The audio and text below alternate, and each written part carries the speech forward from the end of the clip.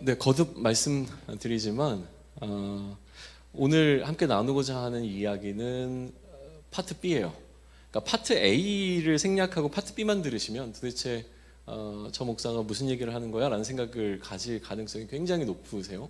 그러니까 꼭 지금 나중에 뒤늦게 이 영상을 통해서 보시던 아니면 이제 미처 시간이 없어서 오늘 영상을 보지 못하고 오셨든지 간에 A 파트를 반드시 좀 들으셔야 됩니다. A 파트를 들으시고 본문이 원래 이야기하고자 하는 내용이 무엇이었고 그것을 우리가 어떻게 메시지화 했는가라고 하는 과정을 반드시 거치시고 난 다음에 그거를 토대로 해서 이제 오늘 이야기를 나누는 거기 때문에 그 토대를 놓치지 않으셨으면 좋겠고요.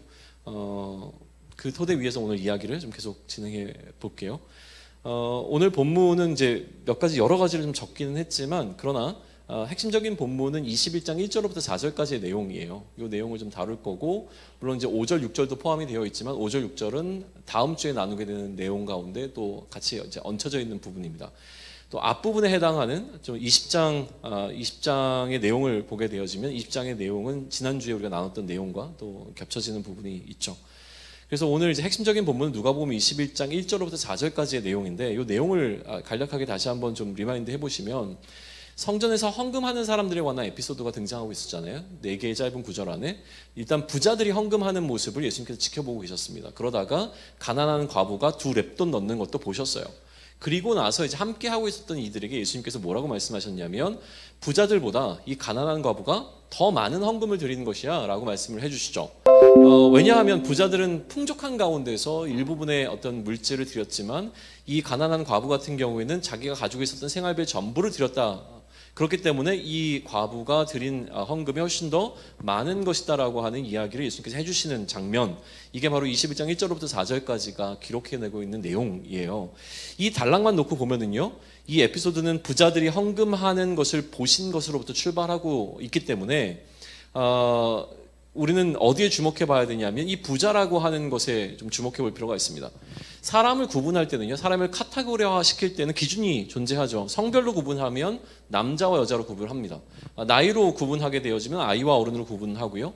어떤 능력을 기준점으로 삼게 되면 거기에 따라서 일단 우리는 구분하겠죠. 예를 들면 뭔가를 잘하는 사람, 노래를 잘하는 사람, 노래를 못하는 사람, 또 뭐가 있을까요? 하여튼 이런 운동을 잘하는 사람, 운동을 못하는 사람, 이런 어떤 카테고리화 시킬 수 있는데 지금 이 단락에서 사람들을 카테고리화 시키고 있는 그 기준이 무엇이냐면 부자와 가난한 자로 구분하고 있기 때문에 그 기준은 재물이죠.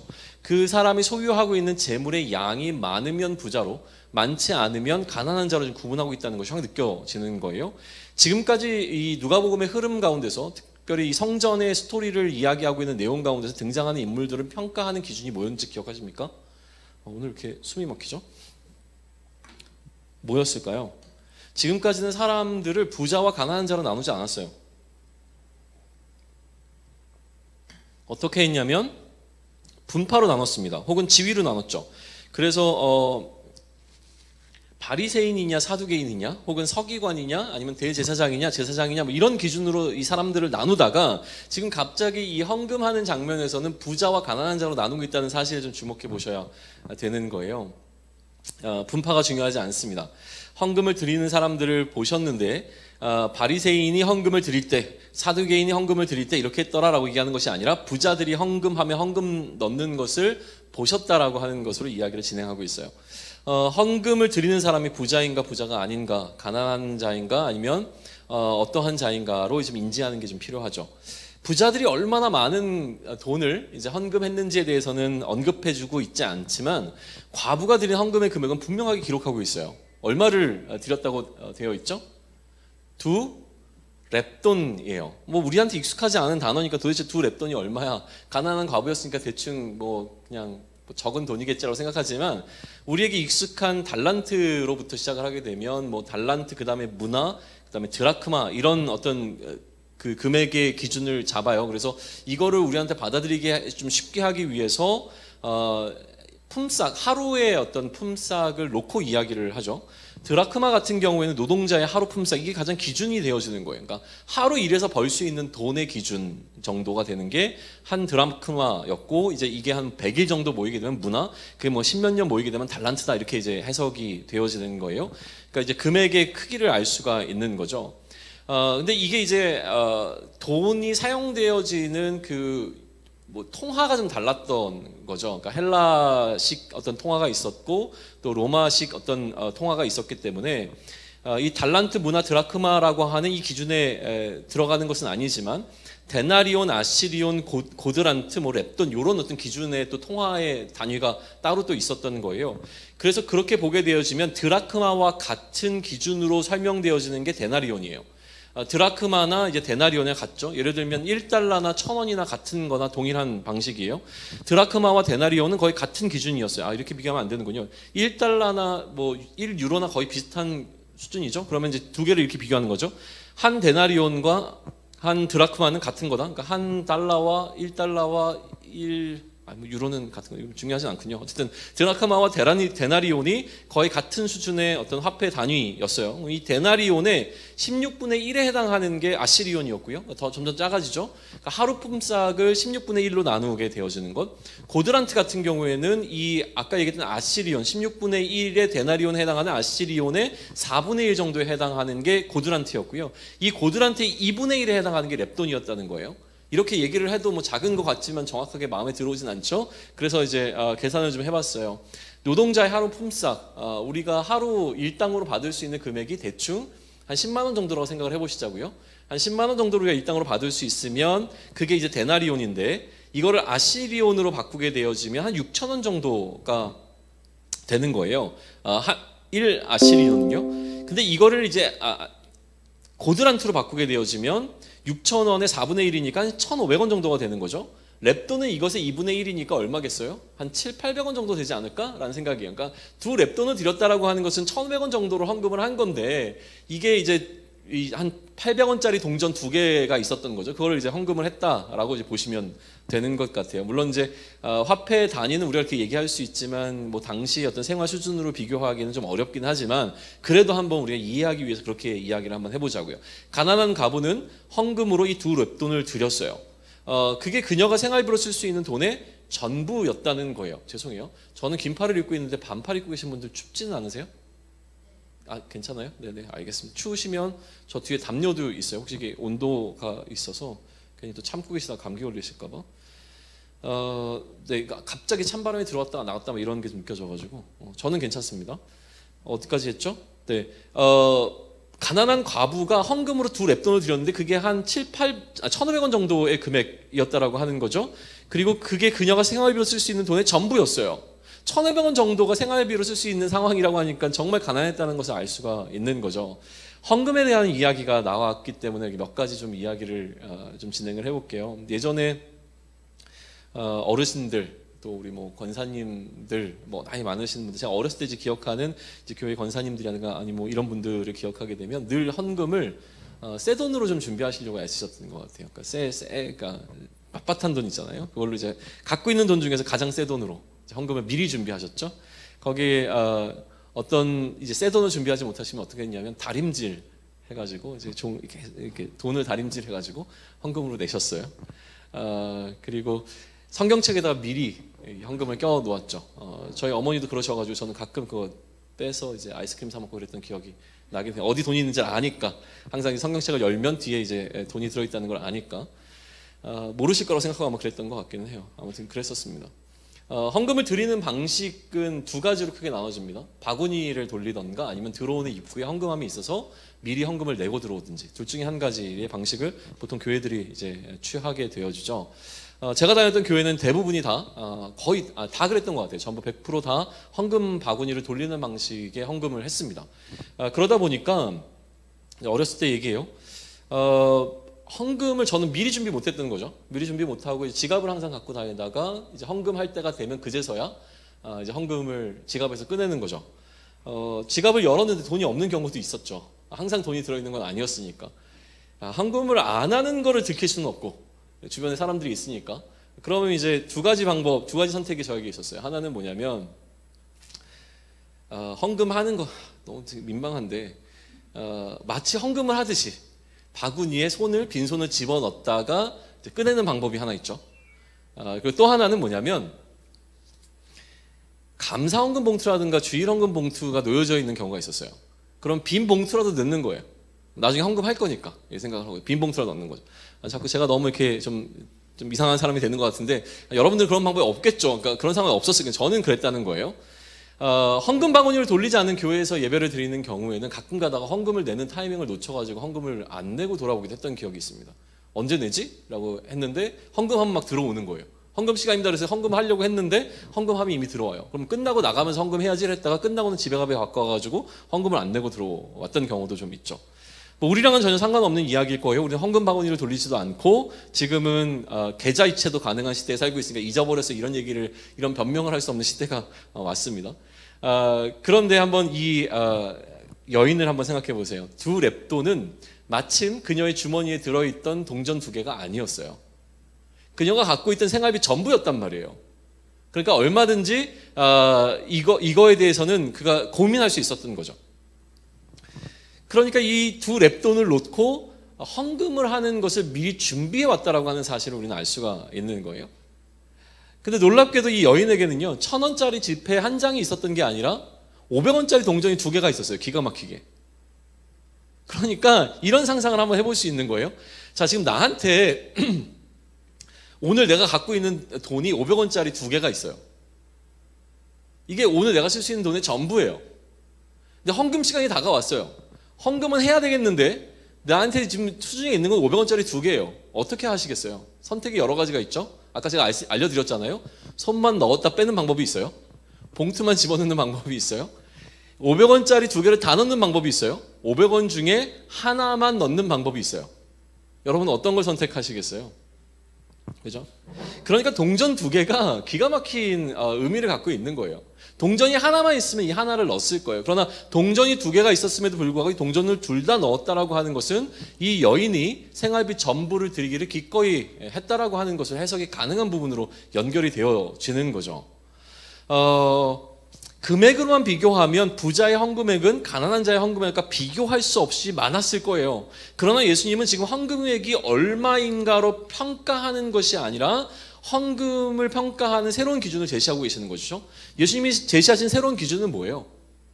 이미 그가 가지고 있는 소유하고 있는 물질이 얼마냐, 그리고 그 소유하고 있는 물질 가운데서 몇 퍼센트를 드렸느냐가 헌금을 많이 한 것이다 적게 하는 것이다 라고 하는 것에 평가의 기준이 된다라고 하는 새로운 지침을 지금 주고 계시는 장면을 우리는 마주하게 된 거예요. 부자를 비롯해서요 모든 사람들 가운데서 자신의 생활비에 해당하는 만큼의 헌금을 했던 사람은 없었던 것 같아요. 오직 이 여인만이 그렇게 한 것이죠. 자, 이 본문을요 우리가 지금 얘기한 것처럼 이 단락만 따로 떼어서 그래서 지금 살펴보면 우리는 이런 메시지를 나눌 수 있을 거예요. 첫 번째는요, 여러분 헌금하셔야 됩니다 라고 하는 이제 설교의 메시지를 전할 수 있을 거예요. 여러분 헌금하셔야 됩니다. 왜냐하면 예수님도 지금 헌금하는 행위를 지지하셨잖아요. 예수님도 헌금하는 사람에게 헌금하면 안 된다고 얘기하시는 것이 아니라 누가 더 제대로 헌금을 했는지를 얘기하고 계시니까 여러분도 제대로 헌금하셔야 됩니다 라는 메시지를 전할 수 있어요. 두 번째는 어떤 메시지를 전할 수 있을까요? 헌금을 하시는데요, 헌금할 때는 여러분의 생활비 전부를 헌금으로 내셔야 됩니다. 왜냐하면 지금 예수님께서 생활비 전부를 낸 이 여인을 칭찬하고 계시잖아요. 그러니까 헌금하실 때 어떻게 먹고 살지를 걱정하지 마시고요, 여러분이 갖고 계신 생활비 전부를 헌금하셔야 돼요. 그게 헌금의 제대로 된 모습입니다 라고 제가 메시지를 여러분에게 설교를 해요. 여러분 오늘 예수님께서 우리에게 이렇게 말씀하고 계세요. 여러분 헌금하시라고요. 주일 헌금 하셔야 됩니다. 11조 하셔야 되고요, 성경헌금 하셔야 되고, 건축헌금 하셔야 되고, 구제헌금 하셔야 돼요. 근데 헌금하실 때는요 금액이 중요한 것이 아니라 여러분의 생활비 전부를 다 드리셔야만 합니다. 이게 예수님께 칭찬받는 헌금 생활이에요. 지금 지갑을 여시고요, 여러분 오늘 가시기 전에 전부 다 헌금하고 가세요. 이렇게 제가 설교를 한다고 해요. 이 설교가 잘못된 설교입니까? 어떻게 느껴지세요? 그래서 본문을 놓고 비교를 얘기를 하게 되어지면 예수님이 분명히 그러한 방식으로 지금 하고 있는 것처럼 느껴지잖아요. 그러니까 이렇게 설교를 하는 것에 저도 사실은 불편함을 느끼지 않고 여러분도 불편함을 느끼시면 안 된다라고 하는 거죠. 본문이 이렇게 얘기하고 있으니까요. 그런데 여러분이 만약에 A 파트를 듣고 오셨다면 이게 아니라는 걸 좀 아시죠? 오늘 본문이 얘기하고 있는 핵심의 내용이 이 부분이 아니라는 것을 아실 거예요. 아무리 마음을 활짝 열고 오늘 본문을 묵상해도 아닌 건 아닌 거예요. 오늘 본문만 띄워놓고 묵상하면 그런 방식으로 갈 수 있어요. 헌금해야 된다. 헌금할 때는 네가 갖고 있는 생활비의 모든 것을 다 내어드리는 방식으로 아낌없이 드리는 방식으로 헌금해야 된다. 이렇게 설교가 혹은 메시지가 혹은 묵상이 진행될 수 있는 가능성이 있다라고 하는 거죠. 그런데 저는 아무리 봐도 그렇게 느껴지지 않습니다. 전체 맥락 속에서 살펴보게 되어지면 예수님은 지금 우리의 헌금 생활을 강조하기 위해서 이 말씀을 전하고 계시는 게 아니라는 거예요. 그러니까 제발 이 본문을 가지고서 그렇게 해석하지 않았으면 좋겠다는 바람이 있습니다. 그러면 이제 우리는 이 본문을 놓고 두 가지를 질문해 보실 필요가 있어요. 첫 번째, 왜 예수님은 지금 그런데도 불구하고 누가 더 많이 헌금했는가라고 하는 것을 이슈화시키고 계시냐는 거예요. 사람들에게 자 봐라. 부자가 더 많이 헌금했니? 가난한 자가 더 많이 헌금했니? 가난한 여인이 훨씬 더 많이 헌금한 거야? 라고 하는 누가 더 많이 헌금했냐라고 하는 것을 이슈화시키고 계시는 게 보이잖아요. 왜 그렇게 하셨는가? 첫 번째 질문입니다. 두 번째 질문은 뭐죠? 가난한 가부는 왜 지금 자신의 생활비 전부를 헌금했는가라고 하는 거예요. 왜 그랬어야 했을까요? 그죠? 500원짜리가 두 개 있으면 500원 하나만 내면 됐는데 이 여인은 왜 500원짜리 두 개를 다 냈는가라고 하는 거죠. 거기에 대한 질문을 우리가 오늘 좀 나눠보려고 합니다. 첫 번째 이야기부터 시작해 볼까요? 예수님은 갑자기 누가 더 많이 헌금하고 있는가를 말씀하고 계시는 이유, 그게 뭘까요? 당시에는요, 헌금하는 것을 공개적으로 얼마를 하는지를 알 수 있었던 것 같아요. 우리는 비공개로 하잖아요. 뭐 원하면 오픈할 수도 있겠지만, 그러나 비공개로 하는 게 훨씬 더 건강하다고 여기기 때문에 그게 보여지지 않게 헌금하는데, 알 수 있게 헌금하는 방식이었던 것 같아요. 누가 헌금을 할 때 그 헌금이 얼마나 많이 되어지고 있는가를 분명히 알 수 있는 방식이었죠. 그러니까 예수님도 아신 거죠. 이 여인이 두 렙돈을 헌금했다는 것을 알았던 거죠. 그러니까 금액적으로 많이 내는 사람이 더 존중받았던 분위기였던 것 같아요. 이렇게 들으면 되게 문제가 많은 것 같지만 사실은 안타깝게도 오늘 우리의 시대도 이렇게 평가하는 것에서 자유롭지 않습니다. 이런 평가를 내리고 있는 시대예요. 만약 여러분이요 교회에 많은 금액의 헌금을 하면 어떻게 되실 것 같아요? 교회에서 쫓겨나실까요? 비난받으실까요? 여러분이 헌금을 많이 내면 많이 내실수록 교회에서는요 존중받습니다. 안타깝지만 그게 교회의 분위기예요. 저는 예전에 뭐만 하면 장로님들이 막 회식할 때마다 다 이렇게 계산하시고 막 이런 모습을 보면서 와, 장로님들은 진짜 돈이 많으시다라고 생각을 했어요. 근데 지금 요즘에 사실 드는 생각은 뭐냐면 돈 많은 분들이 장로님이 되시는 거구나 라는 생각을 떨쳐버릴 수가 없어요. 너무 약간 좀 시니컬하게 얘기하나요? 저도 사실은 그런 것들이 제 눈에 들어오는 게 싫어요. 제가 얼마나 속물인지가 사실은 드러나니까 그래요. 성도들을 대할 때요, 사회적 지위나 직업에 따라서 대하는 태도의 차이가 있다는 것을 스스로 느끼는 게 제가 목회하면서 느꼈던 가장 불쾌한 감정 중에 하나였어요. 제가 스스로 사람들을 대할 때요, 그 성도가 교회에서 어떠한 포지션에 있는가에 따라서 그 사람을 대하는 태도에 차이가 있다는 걸 내가 느낄 때 내가 되게 불편해지는 거죠. 청년들은 괜찮았어요. 사실 청년 생각할 때 청년들을 보면서 이 청년의 재산이 얼마가 있는지 궁금하지도 않았고요, 연봉이 얼마인지도 궁금하지도 않았고 학벌이 어떻게 되는지도 사실 궁금하지 않았어요. 뭐 알려주면 공부 열심히 했거나 이 정도이지 그 학벌이 높다고 해서 그 친구를 훨씬 더 높은 포지션에 놓거나 이러지 않았어요. 이런 부분을 이득 볼 게 저에게 전혀 없었고 오히려 그냥 열심히 신앙생활 하고요, 제 말 잘 들어주고 뭐 가자고 할 때 잘 따라주면 그냥 이쁜 거예요. 그거 말고는 사실 없었어요. 그런데 장년 사역을 하니까 좀 달라지기 시작했죠. 나름대로 저는 청년들을 대하는 것처럼 장년들을 대하겠다고 마음을 먹었는데요, 어쩔 수 없이 제 안에 해결되지 않는 부분들이 드러나더라는 거예요. 이분이 교회에서 어떤 포지션에 있느냐, 이분이 얼만큼의 재정의 여력을 갖고 있느냐에 따라서 제 태도에 차이가 있다는 것을 자각할 정도로 제 안에 뭔가 변화가 있다는 걸 느끼기 시작하는 거죠.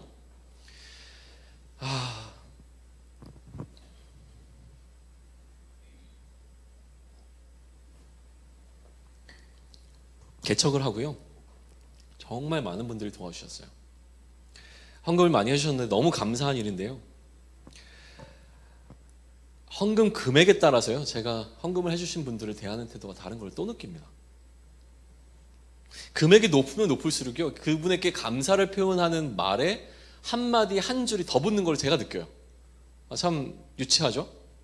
어떨 때는 생각지도 않았던 분, 기대도 안 했던 분이 갑자기 이만한 돈 봉투를 들고 와가지고 목사님 개척하신다면서요. 와, 너무 감사해요. 감동이 막 밀려와요. 그런데 그만큼 헌금을 해주실 거라고 기대했던, 막연히 기대했던 그분들 있잖아요. 근데 그분들이 헌금을 안 하세요. 아는 채도 안 해요. 그럼 막 우리 관계는 뭐였나 막 이 생각하면서 되게 불편해요. 이 시기를 거쳤던 거예요. 그러니까 개척을 하고 한 일정 기간. 이게 제 수준이에요. 기도해 주세요. 어쩔 수 없이 제 수준이 딱 그거밖에 안 되는 거죠. 그러나 이제 확실한 건 뭐냐면 지금 여러분을 대하는 거에 있어서는 헌금 액수와 사실 상관없습니다. 이건 오해하지 않았으면 좋겠어요. 여러분이기 때문에 말씀드리는 게 아니라요. 어쩔 때는 사실은 그래서 더 미안할 때가 있어요. 우리 가운데서 헌금의 액수, 그러니까 물론 저에게 준 돈이 아니죠. 교회에 헌금한 건데 그럼에도 불구하고 제가 누군가가 내가 헌금한 거를 알아주면 사실 기분이 나쁘진 않잖아요. 죄송합니다. 제 기준에서 얘기할게요. 그냥 내가 헌금한 액수가 크면 클수록 내가 교회에서 뭔가 보이스를 더 낼 수 있으면 그러면 사실 그것도 나쁜 것만은 아니잖아요. 이런 비유를 하나 해볼게요. 지난주에 우리가 이제 야외 예배를 간다고 승합차를 렌트를 했잖아요. 차 좋더라고요. 처음 타봤거든요, 그런 차. 우리한테 승합차가 없으니까 야 그래도 그 정도는 아니더라도 승합차가 한 대 있으면 좋겠다. 그러면은 여러 명 타고서 끌고 다니면서 여기저기 다니면서 맛있는 것도 먹고 뭔가 좀 할 수 있을 것 같은데 근데 재정이 없으니까 꼭 필요할까? 뭐 할부나 중고로 살까? 뭐 우리가 논의를 이제 시작하기 막 해요. 논의를 막 원래 때 우리가 막 치열하게 토론하고 있는데 갑자기 우리 중에 누군가가 이렇게 얘기하는 거죠. 목사님 그만하세요. 제가 차 한 대 기증할게요. 와, 그럼 그때 느껴지는 쾌감 있지 않아요? 이게 있다고요. 이게 없는 게 아니에요. 그러니까 돈을 가지고요. 사실은 이 돈이 권력이 되는 거를 느끼면서 즐기는 경우가 되게 많아요. 아닌 것처럼 얘기하지만 그래 이게 교회 안에도 있어요. 멋있잖아요. 그 느낌 알잖아요. 뭐 할 때 이번에 우리 뭐 운동회 체육대회 해야 되는데 뭐 제가 이번에 뭐 해가지고 뭐 하겠습니다. 이게 있어요. 아무튼 저는 여러분들이 내는 헌금의 액수를 몰랐으면 좋겠어요. 진짜로요. 근데 지금은 어쩔 수 없이 제가 알아요.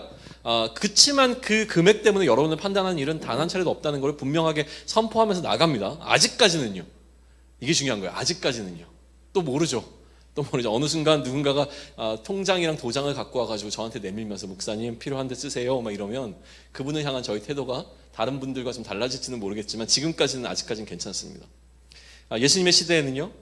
누가 얼마나 헌금하는지를 알 수 있었다는 것은 분명히 보입니다. 헌금 액수가 크면 클수록 존중받던 시대였던 것 같아요. 그래서 예수님이 지금 뭘 하시는 거냐면 그렇게 기준화되어 있는 헌금하는 사람들에게 헌금이 많은 액수로 따질 것이 아니다라는 이야기를 하시는 것이죠. 그래서 만약 헌금을 많이 하는 것이 너희들에게 중요한 문제라면 너희들은 모두 이 과부처럼 헌금을 해야 된다라는 메시지를 주고 계신 거예요. 쉽게 얘기해서 금액이 아니라 퍼센트로 따지면서 이야기하라라고 하는 것이죠. 여기서 저의 포인트는 어디 있냐면 만약 헌금을 많이 하는 것이 중요한 문제라면에 있어요. 예수님은 이것을 중요하게 생각하지 않으셨어요. 그러나 거기 있던 사람들이 그렇게 중요하게 여겼다는 거예요. 이거 잘 구분하셔야 됩니다. 예수님은 헌금을 많이 내는 것을 중요하다고 생각하지 않으셨어요. 그러나 거기 있던 사람들이 헌금을 금액적으로 많이 내는 것이 중요하다고 여기기 때문에 예수님이 말씀하시는 거예요. 만약 많은 헌금을 하는 것이 너희에게 중요하다면 그러면 너희는 이 과부와 같이 생활부의 전부를 드리는 방식으로 퍼센트로 얘기를 해야 된다라고 이야기를 하고 계시는 거죠. 그러니까 오늘 본문의 포커스는요. 헌금을 어떻게 해야 된다, 많은 금액을 해야 된다 이런 걸 얘기하는 게 아니라 많은 금액의 헌금을 하는 것이 중요하다고 여기는 어떤 이들을 향한 메시지라는 거예요. 이게 중요한 거예요. 그렇게 생각하는 어떤 사람들의 생각을 깨트려 버리기 위한 메시지였다는 거죠. 요거 놓치시면 안 됩니다. 첫 번째는 이제 그렇게 정리를 하겠습니다. 두 번째로 넘어갈까요? 그러면 지금 이 가난한 가부는 왜 자신의 생활비 전부를 헌금했는가라고 하는 것에 대해서 한번 생각을 해보시죠. 생활비의 전부를 헌금하는 게 과연 지혜로운가? 우리에게도 이런 것을 요구하신다면 우리는 과연 할 수 있겠는가라는 생각을 한번 해보시죠. 여러분 생활비 전부를 헌금해본 경험이 있으세요?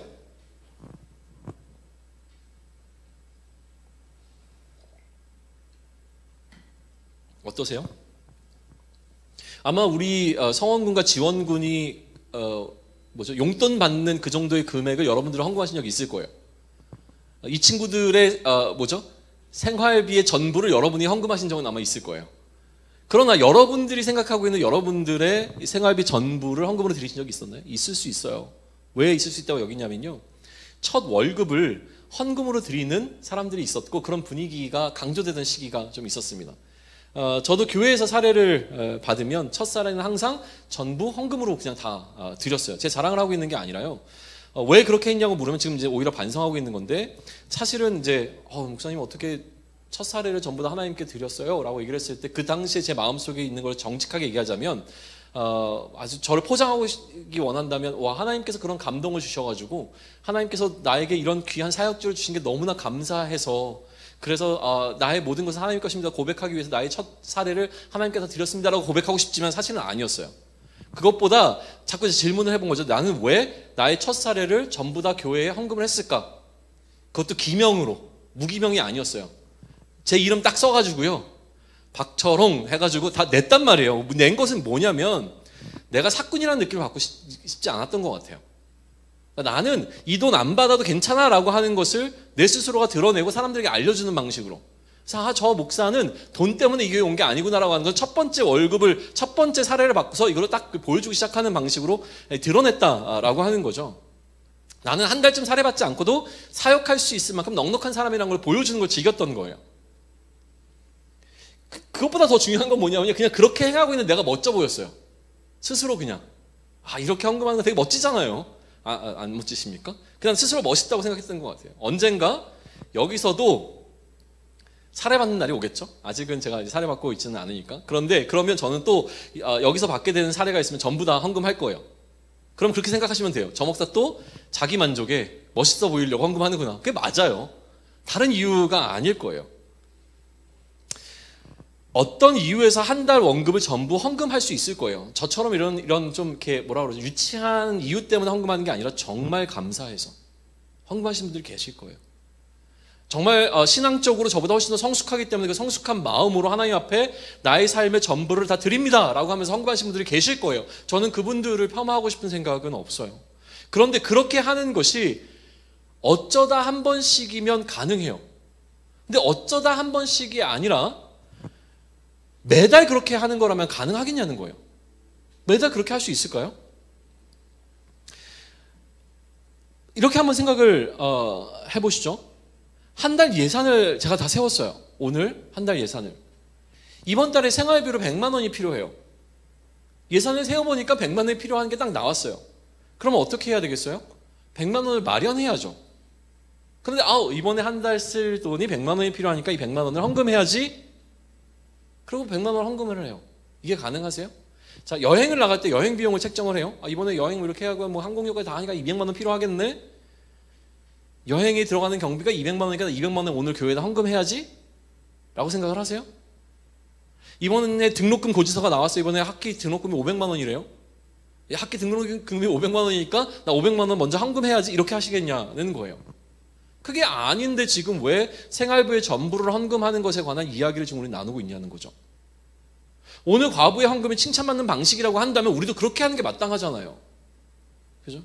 내가 쓸 돈을 킵하는 것이 아니라 쓸 돈을 먼저 하나님께 드리면 그러면 하나님께서 채워주실 것이라고 하는 어떤 믿음으로 선포되어지는 메시지를 받게 되는 거잖아요. 그러니까 이렇게 너의 생활비를 다 드려라, 그게 참된 헌금 생활이다라고 하는 어떤 방식의 메시지를 듣고 나면 거기에 잘 매칭이 되는 이야기가 또 하나 등장하는데, 기가 막히게 또 다른 과부의 이야기죠. 뭐죠? 사르밧 과부의 이야기를 할 수밖에 없어요. 이제 딱 먹고 죽으려고 하는 그만큼밖에 안 남았는데 이걸 엘리야에게 줬잖아요. 그러니까 이제 끊임없이 뭔가 그에게서 이제 샘솟듯이 나오게 되어지는 그 밀가루와 뭐 기름 이런 거. 그러니까 제가 말씀을 전하는 거죠. 여러분, 믿음이 없어서 그래요. 믿고 여러분 생활비로 다 헌금해 보세요. 그러면 하나님께서 어떻게 채워주시는지를 경험하게 될 거예요. 전혀 말이 안 되는 지금 이야기를 제가 하고 있는 겁니까? 그런데 그 메시지가 아니라고 저는 얘기를 하는 거죠. 언젠가 한번 좀 들어봤을 만한 이야기지만 그게 아니라고 지금 말씀을 드리는 겁니다. 예수님은 그렇게 하라고 말씀하시지 않았어요. 물론 하나님은 사르밧 과부에게 하신 것처럼 우리의 삶 가운데서 그렇게 해주실 게 너무나 분명합니다. 그런데도 불구하고 메시지의 핵심이 거기 있지 않다는 거예요. 예수님 지금 그걸 얘기하고 싶으신 게 아니라고 하는 것이죠.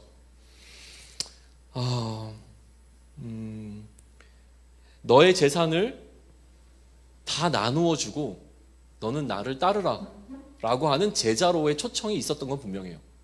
그러나 그것은 너의 재산을 다 기부하는 거죠. 이게 헌금하고는 좀 다른 개념이에요. 나중에 다시 기회가 있으면 설명을 하겠죠. 헌금하라고 얘기하진 않았어요. 질문으로 돌아가 보죠. 그렇다면 이 과부는 왜 자신의 생활비 전부를 헌금했을까요? 어떻게 생각하세요? 이 과부는요, 정말 오늘 먹고 살 것도 없는데 그의 생활비가 정말 너무나 빠듯하고 부족하고 가난한데도 불구하고 자신의 생활비 전부를 왜 지금 다 헌금하고 있냐는 거예요. 이유가 뭘까요? 왜 그랬을까요? 긍정적으로 해석하면 이런 해석이 가능합니다. 정말 너무 신앙이 좋아서요. 사르밧 과부와 같이 정말 너무 신앙이 좋아가지고 하나님께서 충분히 채워주실 것을 기대하는 가운데 했을 것이라고 하는 해석이 가능해요. 아니면 절박한 소원이 있어서요. 나의 생활비를 다 들여서라도 하나님께 무언가 내가 간구해야 될, 또 내가 서원해야 될, 어떤 하나님께 기대해야 될 뭐가 있었기 때문에 정말 하나님께 모든 것을 다 내어드릴 수밖에 없는 절박함이 그에게 있어서라고 해석할 수도 있을 거예요. 이건 긍정적인 해석이에요.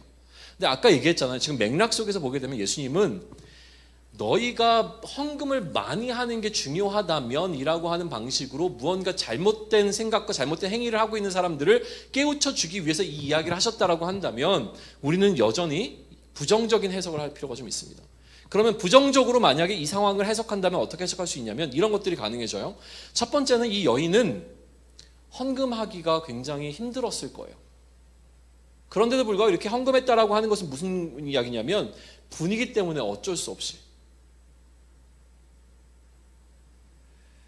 교회가 건축을 하기로 했어요. 교회가 건축을 한대요. 교회 건축을 하니까 나도 성편이 되게 어려운데 교회 건축을 한다니까 그래도 어쩔 수 없이 헌금은 좀 해야 되겠는데 내가 어떻게 헌금을 하면 좋지? 라고 하면서 나사는 너무 힘든데도 불구하고 건축 헌금을 해야지. 이 얘기 들어보신 적 있으세요?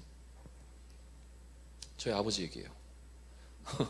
젊을 때 장로가 되셨는데 교회가 건축을 한다 그래가지고 전세 자금을 빼가지고 그 중에 절반인가 얼마를 헌금을 하셨다고 그러더라고요. 그리고 나서 이제 물질적 축복을 주셨다는 이야기를 또 하시긴 했어요. 근데 어쨌든 뭐 그게 중요한 것 같지는 않고 건축을 하게 되면 어쨌든 내 명분을 뭔가를 해야 되니까 어쩔 수 없이 헌금하게 되죠. 임직식 여러분들 잘 모르겠지만 임직식 얼마 전에 또 얘기를 들었는데 그 뭐 한두 번 듣는 이야기가 아니에요. 사실은 임직식 때마다 문제가 되는 건 뭐냐면 임직한 사람들이 교회에 내는 감사헌금이에요. 이게 책정되어서 얘기되는 경우가 많아요. 예를 들면 이번에 뭐 안수 받은 뭐 장로님들은 각자 하여튼 뭐 얼마씩 뭐 하자. 큰 교회는 많으신 분들은 뭐 1,000만 원씩, 뭐 작은 데는 100만 원씩, 뭐 300만 원씩 이렇게 하자. 각자 해서 모아서 그걸 교회에 헌금하자. 이렇게 얘기가 나온단 말이에요. 근데 이거를 이제 비판하는 사람들이 이렇게 해야죠. 그러면 얼마짜리다라는 이야기를 해요.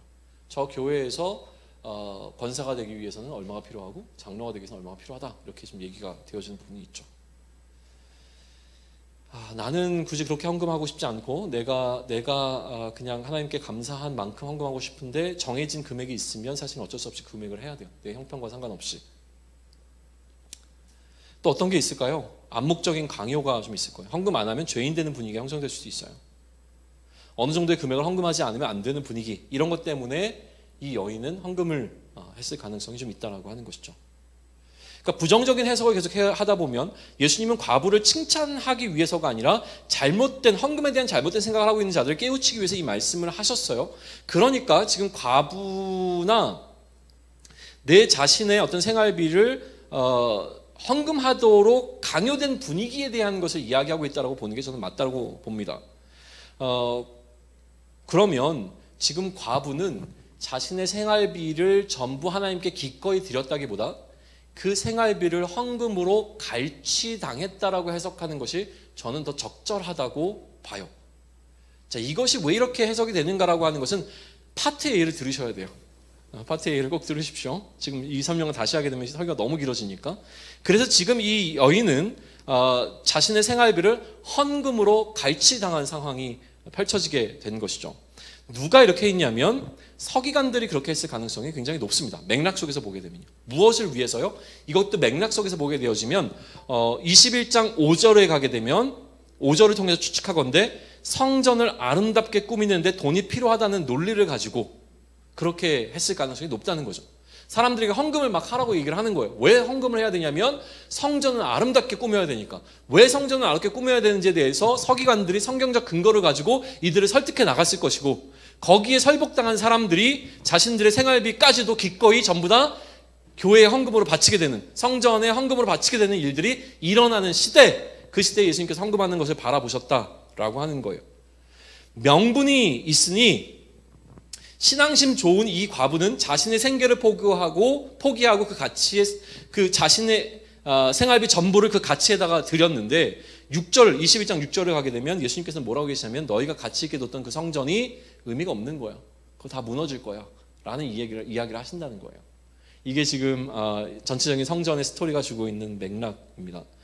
그러니까 지금 이 성전에서 일어난 일들의, 이 일련의 사건들의 포인트는 어디에 있냐면 본질을 잃어버린 것에 있어요.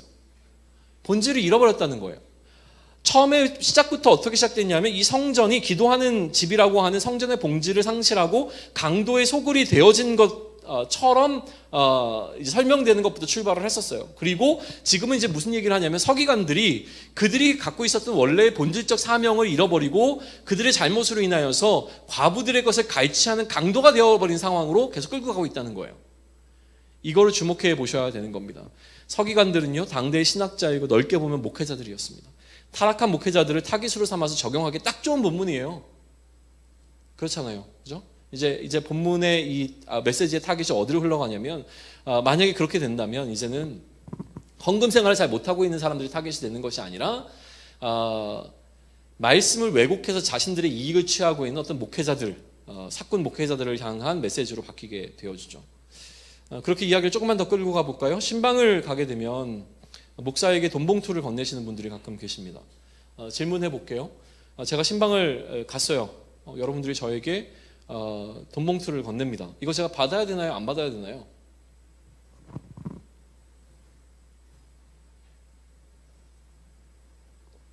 지극히 성도의 입장에서 한번 생각해 보셔요. 제 입장에서 생각하지 마시고. 여러분의 입장에서, 여러분이 봉투를 준비하셨어요. 왜 준비하셨어요? 준비 안 할 건데 뭐 이런 거 질문해요. 왜 준비하셨어요? 어쨌든 간에 애써 준비했어요, 봉투는. 근데 이 봉투를 목사가 완강하게 안 받아요. 기분이 어떨 것 같으세요? 기분 나쁠 거예요.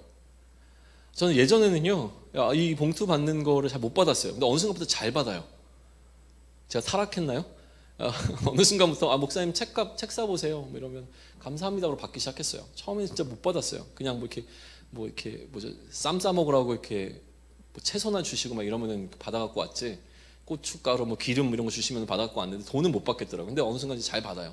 목사님 책값 하세요. 네, 감사합니다라고 받아요. 책 잘 사서 열심히 공부할게요. 이러고 받아요. 목사님 이거 가지고 어디 식사 맛있는 거 드세요. 그러면 네, 맛있는 거 사 먹을게요. 그 기회 되면은 뭐 맛있는 거 사 먹고서 인증샷 찍어가지고 보내요. 덕분에 맛있게 잘 먹었습니다. 이러고. 애들 뭐 맛있는 거 사주세요. 그러고 받아요. 사주라 그러시니까. 이런 케이스가 많지는 않아요. 많을 거라고 생각하지 마세요. 근데 많지는 않지만 불편하지 않게 받고 감사하게 받고 잘 쓰겠다라고 하는 말씀을 좀 드리죠. 그런데 제가 이거를 만약에 노골적으로 바라는 목사라면 여러분들 저를 바라보는 시선이 어떻게 되겠어요? 제가 언제 얘기했는지 모르겠지만 저에게 너무나 충격적인 기억들이 몇 가지가 있는데 그 중에 하나를 다시 말씀을 드리면, 예전에는 운전면허를 따고 운전 연수를 따로 받았어야 됐어요. 면허가 나오고 난 다음에 연수를 따로 받아서 이제 뭐 도로 주행 시험을 안 보니까 이제 연수를 따로 받아야 되는데, 그래서 이제 그 학원에 연수를 신청을 했죠. 그래서 이제 강사랑 같이 둘이서 그 노란 차를 타고 이제 운전을 하고 첫 연수를 나갔어요. 가다가 중간에 잠깐 쉰대요. 어디 도착했어요. 식당 같은 데 들어갔어요.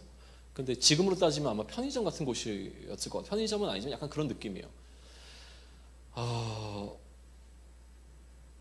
만두를 이렇게 만두 봉지가 아니라 그때는 이렇게 무슨 플라스틱의 만두가 한 6개 이렇게 담겨 있는 게 있었는데, 그거를 그때 디테일하게 기억이 나네요. 얼마나 억울했으면. 그거를 이제 꺼내가지고 자기가 이제 먹으려고 준비를 하면서 저한테 뭐 안 먹어요? 물어보더라고요. 선생님, 난 굳이 먹을 시간이 아니니까 저는 괜찮아요 라고 하고 안 먹었어요. 음료수 하나 꺼내서 이제 먹었나? 그랬어요. 근데 거기가 그 운전 연수하는 사람들이 다 모이는 곳인가 봐요. 다른 강사분하고 또 그 연수를 받는 어떤 아주머니하고 같이 오셨는데 둘이 친한가 봐요. 저희가 앉아있는 자리에 그분이 앉으셨어요. 그러니까 저는 난생 처음 보는 아주머니하고 둘이 이렇게 뻘쭘하게 이제 앉아있고 둘이서 막 뭐 먹으면서 막 얘기하고 있어요. 그리고 난 다음에 다 먹고 났더니 이빨을 쑤시면서 둘 다 나가요. 나가는데 계산을 안 하고 나가요. 근데 그 아주머니가 그 상대방 그 강사분 거를 자연스럽게 계산을 하시고 나가는 거예요. 저는 뭘 했겠어요? 자연스럽게 학습을 한 거예요. 아, 내가 이거를 계산을 해야 되는 거구나. 지금 같았으면 계산하고 가셔야죠라고 얘기했을 텐데 그때만 해도 A형에다가 소심하고 막 이랬기 때문에 지금도 억울해. 그 한마디 못한 게 아직까지 억울해. 그리고 그 다음부터 매번 연수 갈 때마다 나는 그냥 자연스럽게 계산을 했어요. 그냥 처음부터 이거는 그냥 강사를 위해서 이렇게 하는 겁니다 알려주면 되잖아요. 그게 아니라 그냥 먹고 나갔는데 나는 그걸 계산하고 있는 내 모습이 너무 싫었어요. 뭘 말하고 싶냐면요, 신앙도 역시 쉽게 왜곡되어진다는 거예요. 처음부터 이 강사가요 만두값을 수강생이 계산하도록 했을까요? 제 생각에는 아니었을 것 같아요. 누군가 배웠거나 아니면 그냥 누군가 좋은 의도로 처음에 강사를 대접하기 시작했겠죠. 아유, 우리 강사 너무 고생하시는데 저 때문에 목숨 내놓고 이런 거 하시니까 얼마나 고마워요. 근데 그게 반복되니까 하나의 룰이 되어진 거고 그 세계 안에 룰이 된 거예요. 그죠? 그 세계에서는 그게 통용되기 시작한 거예요. 문제가 되는 게 아니에요. 여러분, 목사만 타락하는 게 아니라요, 우리의 신앙은 이렇게 쉽게 방향성을 잃고 상실하고 왜곡되어진다는 이야기를 하고 싶은 거예요.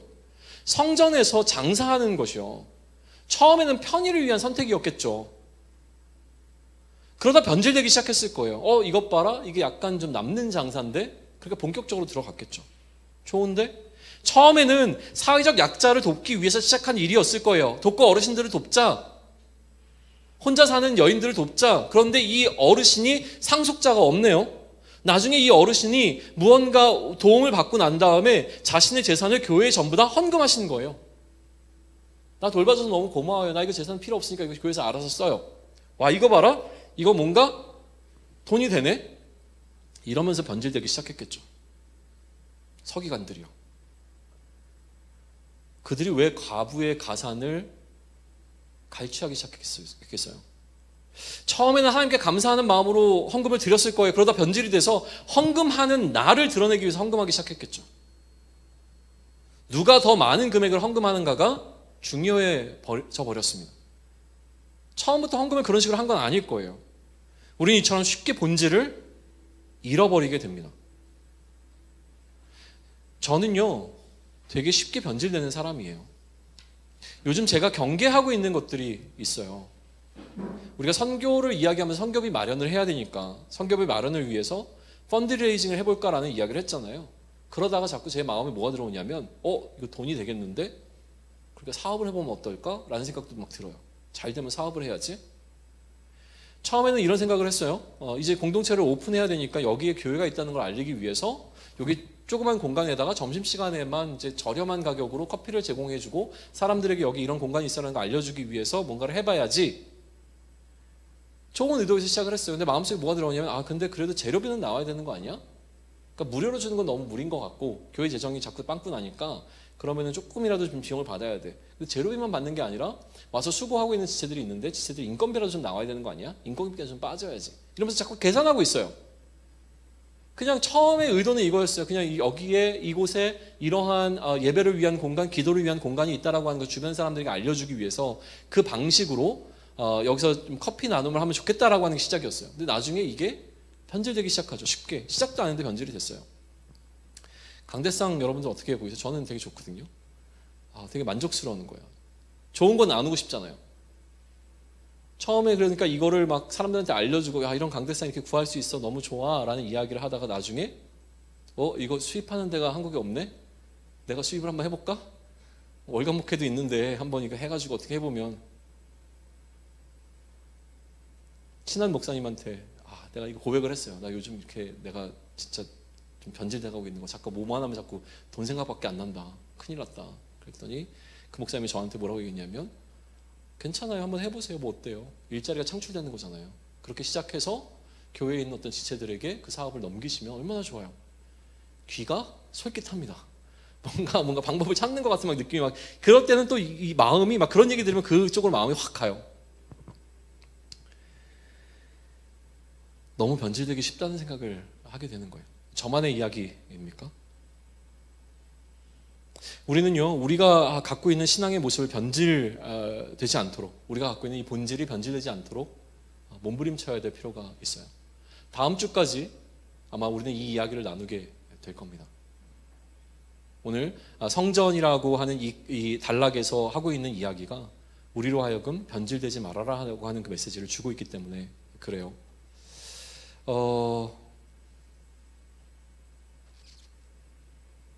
변질되지 않을 수 있기 위한 방법이 있을까요? 이거를 우리가 좀 고민해 나가면 좋겠습니다. 어떻게 하면 우리의 신앙의 본질을 잃어버리지 않고 우리가 변질되지 않은 채 그 본질 가운데 계속 머물러 있을 수 있는 방법이 무엇이 있을까요? 여러 가지가 있겠지만 저는 오늘 여러분과 나누고 싶은 것은 무엇이냐면 이 본문 가운데 나오고 있는 사람들의 문제는 무언가를 얻기 위했다라고 하는 모습이에요. 이익을 취하려고 하는 것이죠. 그러니까 얻기 위해서 신앙생활을 하지 않는 것이 중요하다는 생각이 듭니다. 내가 이렇게 신앙생활을 함으로 통하여서 이렇게 행동을 함으로 인하여서 무언가를 얻을 것을 기대하지 않는 거죠. 얻기를 기대하지 않기 위해서 우리에게 필요한 건 무엇이냐면 내가 이미 얻었다라고 하는 사실을 깨달아야 해요. 나에게 부족한 것이 없고 나는 이미 다 가졌고 넘치도록 풍족하다라고 하는 것을 깨닫는 것이 필요합니다. 그래서 우리의 신앙생활의 방향성이 무언가를 얻기 위한 것이 아니라 주는 쪽으로 가야 하는 것이죠. 이렇게 내가 무언가를 나누는 것이, 내어주는 것이 세상에서 이야기하는 손해라고 하더라도 우리는 그러한 방향성을 가지고 가야 합니다. 이것이 나에게 전혀 손해가 아니기에 우리는 그쪽으로 가야 해요. 그러나 내어주는 것이 안 된다면, 이처럼 우리가 우리의 것을 내어주는 것이 힘들다면 최소한 무언가를 얻기 위해서, 무언가를 얻어서 이득을 보기 위해서 신앙생활을 하려는 나의 태도부터 좀 정돈해 나가면 좋겠습니다. 이게 더 먼저라는 생각이 들어요.